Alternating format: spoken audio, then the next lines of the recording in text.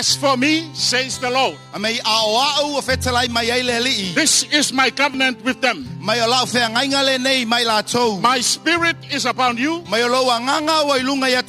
and my words I have put in your mouth. Church, that is your weapon. Okay, I'll say it again.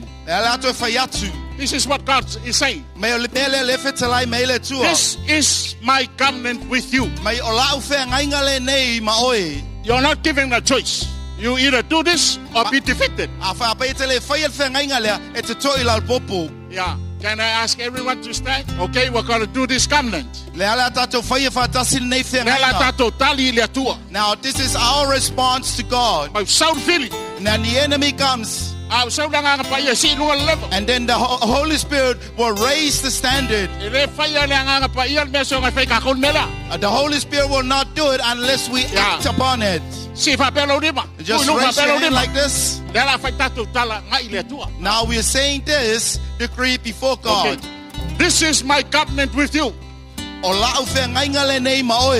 Your spirit is upon me, and your word you have put in my mouth.